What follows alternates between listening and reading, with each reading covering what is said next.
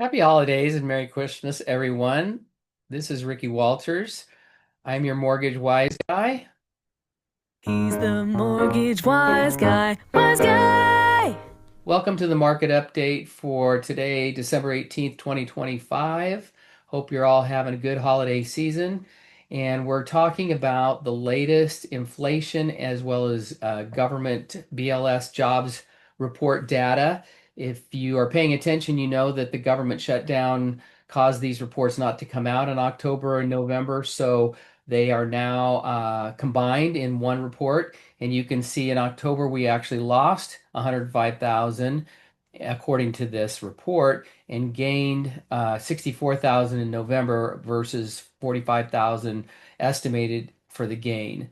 Now, most of those came in healthcare and government lost a lot of jobs, but the real key is this birth death model because the BLS has this computer modeling that estimates based on the birth death of small businesses how many jobs were created. And they assumed or projected, I would say, or guessed that 413,000 jobs were created in October. And had those jobs not been created, you'd see actually instead of a loss of 105,000, you'd have seen 500,000, and the market really would have gone bananas if this number was correct. And you can see that we always have revisions, usually to the downside. In fact, the average per month revision, once the initial job numbers come out, and then 2 months later, then we get the final revision. The average is 60,000 fewer jobs than what's originally reported from the business establishment survey.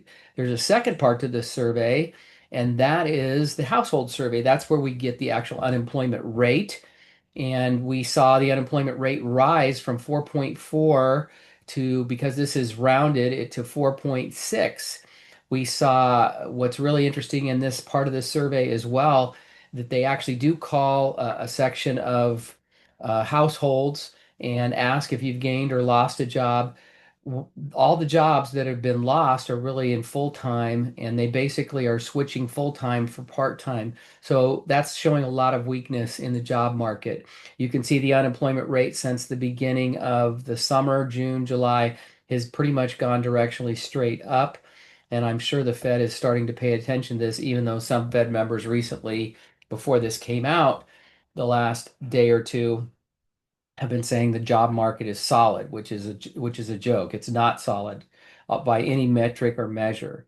The earnings that we got for October, November are showing right here.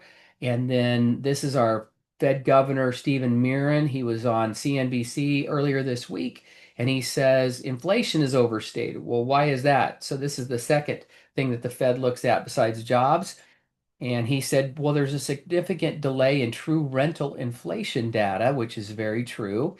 And also, there's an erroneous overstatement of portfolio management. In other words, they're saying a quarter percent of the inflation numbers. So, like if it was 2.25, it would really be 2%, the Fed's target, but that 0.25 is just coming from people's gain in the stock market, not that the fees for portfolio management have gone up. So it's not real inflation and shouldn't even be considered in the inflation numbers, honestly.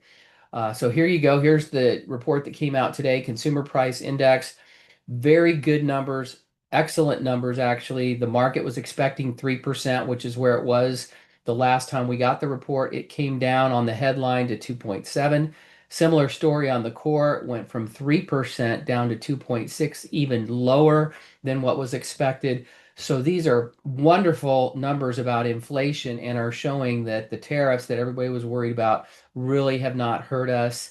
And as far as inflation goes in our economic numbers. And the largest component, as you can see broken down, it's shelter and the subcomponents. It's almost 45% of the whole CPI numbers from the shelter. And we're seeing, as the Fed governor just told us, that lower rents are coming down. And Realtor.com reported this earlier this week. New rents are down 1% from last year, and that is 28 straight months of year-over-year declines on the increase in rental costs. So basically deflation in the area of rents and housing.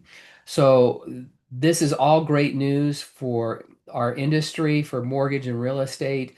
And tell your buyers that there's a great opportunity right now. They have opportunity to negotiate, even though it's not the normal season for buying. If they want to buy, they can negotiate. You guys know this. I want to tell you that mortgage rates are at the high fives, low sixes. I think they're poised to dip below five going into the new year. Excuse me, below six into the fives for most rates. And that's great news for your buyers going forward. Have a great week and happy holidays, everyone. I am Ricky Walters. He's the mortgage wise guy, wise guy.